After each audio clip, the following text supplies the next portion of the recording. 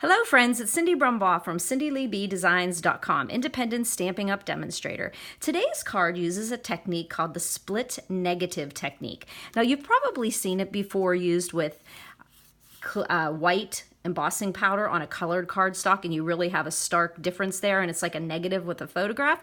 But for the sake of, well, I messed this all up and I had some goofy stuff on here, so I decided to try it for the ease of showing a video. And I also liked using the different colored inks here and not having to emboss, but it looks really neat when you do emboss it. So we're going to be using the To a Wild Rose stamp set. We're going to be using this outline image of the rose, and we're going to use this nice bold sentiment here, blessed. So what we're going to do is we're going to be making a landscape card. So we're using half a sheet of our cardstock, and it is 8.5 by 5.5, scored at 4 1/4. This is thick Whisper White because it's a card base. I feel that you need to have thick Whisper White, a nice card base so it can stand up. Whisper White, the regular Whisper White, is so beautiful, so luxurious. I love to stamp on it. I love our envelopes, but when you're making a card base, I suggest getting the thick Whisper White. Now on this card too, we're going to actually be using thick Whisper White. Normally I would use the thinner Whisper White for my layering, but because I'm going to be matching up two cardstocks, I wanted to have them be the same pound. So you know, the same height, the same weight. So what we're going to be doing is we're going to be putting a border on the front of here so that we give a nice contrast there. And this is Mango Melody, and it is 5 1/4 by 5 1/4 by 4 inches. You'll find all the measurements, all the colors, all the products I used on my blog. Under my photo on the right side, there's a search bar, and you just put in the technique I've done, like the split negative or the stamp set To a Wild Rose. So you can find that on CindyLeeBDesigns.com. So there you go. So we've got those two pieces here. Now I cut these down one more layer from the mango, and that's 5 inches by 3 3/4, so 3 3/4 by 5. And I cut both pieces of my cardstock at the same time to assure that they were exactly the same size. So what we're going to do is get out our Stamparatus, because we're going to be wanting to have those images placed exactly the same place on each one of these 3 1/4 by 5 inch panels here. So what we're going to do is I already stamped, actually, if you only knew, I messed up like 3 times. So I already stamped the Mango Melody on the white. So what we're going to do here is put our Coastal Cabana in here, and we're going to put our magnets here to keep it nicely in place. And you know, with the Stamparatus, you don't have to use the corner there. You can literally put this anywhere on your Stamparatus. I just happen to throw it in there because it just works well for me that way, but you do not need to have that corner. You can place your image down here, like if you can't fit your stamp, you know, if there's edges on the red rubber or the photopolymer, you can just bring your card down. Let me just show you how. You could just bring it down here and just put your magnets on there. Or even if you want to put a little bit of temporary adhesive in a corner to keep it in place, you can stamp anywhere with this. I love it. I love that the Stamparatus also, because a lot of people have different stamping positioning tools, but the Stamparatus is really good because it's open down here on this corner. So whichever way you're doing it, you can put in a 12 by 12 or any size of paper because you've got open edges on it. So I love it for that. So what we're going to do is put our stamp set underneath this acrylic hinged plate here. Just gives us a nice solid surface. And what we're going to do is now put Coastal Cabana ink on the Coastal Cabana panel here. So we've got it up there in the corner, and we know that it is in place, and we're going to ink up our flower and our sentiment. Make sure I get it in the middle.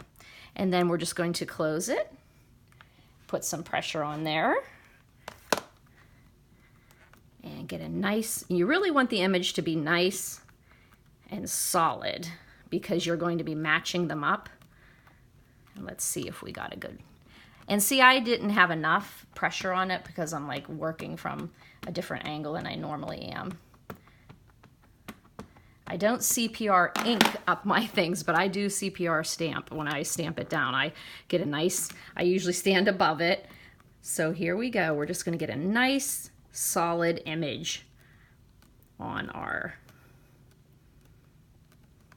Okay, now I think that that is, I might do the flower one more time. Might as well do the image. There we go. There we go. There was just one little tiny part that I saw, a fleck of the Coastal Cabana showing through of the cardstock. So we have got our image. Lovely. So we're going to pull our magnets off, get this out of our, and I'm going to take my Simply Chamois here and clean off my image. Now, another good reason to have your silicone mat in here, not only does it help give you a little extra height, it also, if you happen to close this, sometimes we're crafting so fast we close this, and if I got ink on it, it's so easy to get that off instead of on my foam mat. So we're going to set that aside and take a look here at the card. And as you can see, we have cut it in, it looks like it's cut in half, but what I did is I went ahead and measured what I thought would be where I wanted to, well, let me see here. I looked on here and I measured to see where I thought it would be a good, okay, I did it this way, where I thought it would be good to cut, or actually I did it this way. Okay, anyhow, I found out that about 2 1/8 inches from the top cut the blessed at the perfect place that you could see a little bit of the cursive on each side. I did experiment a little bit on some scratch paper because I didn't want to keep cutting the paper, but I found that 2 1/8 inch on this particular card worked wonderfully. So I put both of the 5 by 3 1/4 panels that I've stamped, I put them together, so I cut them together. And then I'm going to bring out my Stampin' Trimmer, and normally I would say I would use a heavier duty one, but I'm going to trust that this is going to work here for me. So I'm going to apply using my cutting blade. I'm going to apply a good amount of pressure so I can cut through both of them because they're both too thick. So let's see.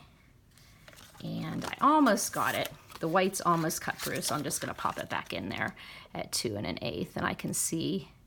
And the blade's just going to cut up. It's going to catch that. There we go. Okay, I need to clean some of the paper out of my little groove there.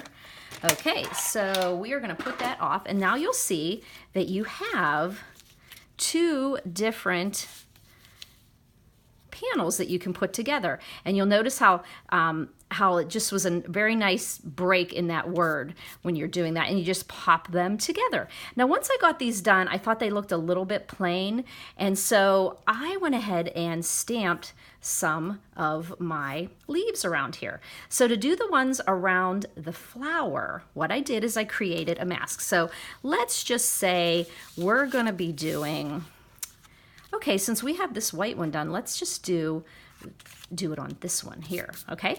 So we're gonna set these aside. So what I did is I took and made a mask. So what I did is I took a sticky note here and I stamped it, and then I cut it out right along the edge. So now I can put this in exactly the same place where my image is, and I can stamp, okay? So I'm gonna be using the leaf that's in the To a Wild Rose set in my Coastal Cabana. And you know what? I want to make sure that I don't get anything on this, my pretty mat. So I'm going to set this aside, set that aside, get out this, and I'm going to put my mask right there. Okay, and then I'm just going to ink up my leaves in the Coastal Cabana. And before I do the mask part, I'm going to put some up here in the corner. Make sure I have enough ink on there because we can't double stamp with this one. I want to hold some pressure there. Make sure I get a nice... And you know what? I just realized that I didn't see that I was not off the page, so I'm going to actually put another leaf there.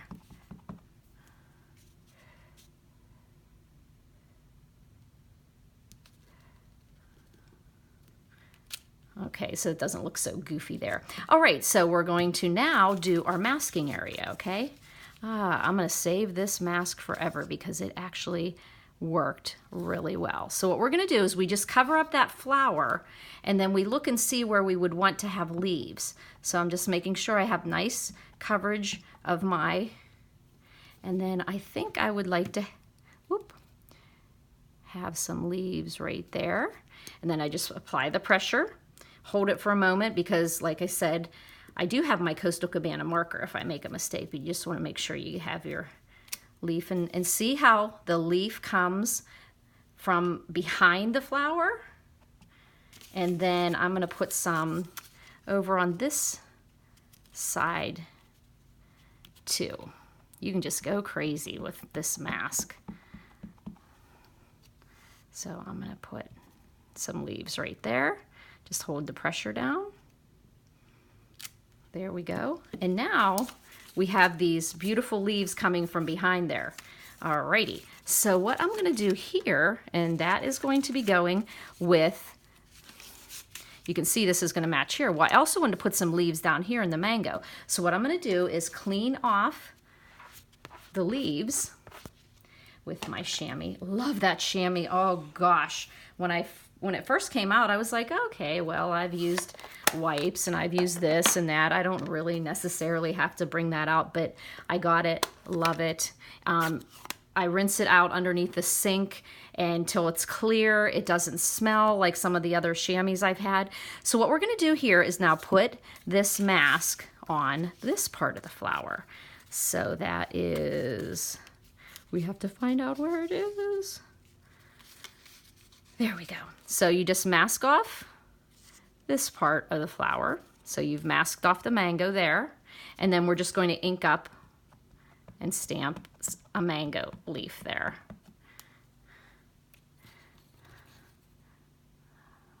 I'm like doing this awkwardly here. Sorry, guys. I have to get in the right position here. And then I'm just going to put some mango leaves down on the white. Lift it up. There we go. And we have our mango leaves down there. And look how much that jazzed it up the card. And to me, this mask is going to be used a lot. So what I do is I just pop it right back into my stamp set so I can use it anytime in the future. Okay, so there we go. We've got our image there. And all we have to do is get this put onto the card. Now, one thing I do to get this put together is I run over to my desk and grab some Scotch tape. Alrighty. And I just turn it over so that I have it, and because they're right in the same place and I know they've worked, I'll just take some Scotch tape and I will do a little bit of adhering on the back, knowing that, and see, it matched up perfectly. Now that makes it a lot easier when I go to use my snail. There we go. And then I can put my snail on here, and then I'll take this panel. Think of all the different cards you can make using this split negative technique. Then I'm just going to mount this on the mango panel. There we go. I think it's off a little bit. Let me move it here a little bit. Anytime you're watching videos, realize they're fun to make. They're difficult to do. There's a lot that goes into them. So be kind to us. But also, you're at a different angle than you usually stamp at. So we're always trying to do things at a different angle, so it's a little awkward. So normally, anybody who knows Cindy Lee B, I would not waste this piece. And because this is solid, you could have cut circles out of here, maybe a nice medallion or something. But I decided to be extravagant today and just put it on that way. We had a new girl, Tina, who came to class, and I asked my girls, how'd she do? And she goes, well, once we told her why there are holes cut in our panels, then she understood. So it's just the best way to, use your cardstock and, being able to make the most of your supplies. And so if you're going to be covering it up, but don't do it on the inside of a card. If you would put like a panel of cardstock in here, like if I would have put mango and then I would have covered it with Whisper White, you wouldn't want to cut out of that one, because then when you wrote on your Whisper White, you'd have little marks on it, but on the outside of a card, no problem. So simply on this card, just to jazz it up a little bit, you can put some pearls on it. And I think my pearls are right up in my drawer close by. And so I just put a medium-sized pearl up in this here. And then I think I'm going to put a medium size and then find a little one. Oh, I have a little one left here. He didn't fly away. Whoop, come on. Be cooperative. There we go. And so there you go, just a simple little card. I mean, if you wanted to put some more leaves off to this side, I just kind of like that white there though. So you've got a split negative. You can make 2 cards when you do this. Just stamp 2 of the same images, find a great place to cut it in half, and you can pop them together. And of course, this is the one I already had made. This one I made, and then here I can make another card. Right here, I've got that split negative, really cool technique. So you can purchase the To a Wild Rose or the Stamparatus or any of the supplies I used on my blog, CindyLeeBDesigns.com. There'll be a link there. You can go right to the card and right to my store as well. If you liked the video, give me a thumbs up on YouTube. And if you have any questions, you can call me at you can email me at cindyleeb@gmail.com, or you can always give me a call at 724-323-2296, or you can also text to that number. And if you've made one of these, if you were inspired to try this technique, please send me a picture. I would love that. It gives me more ideas. Thanks for buzzing by, friends.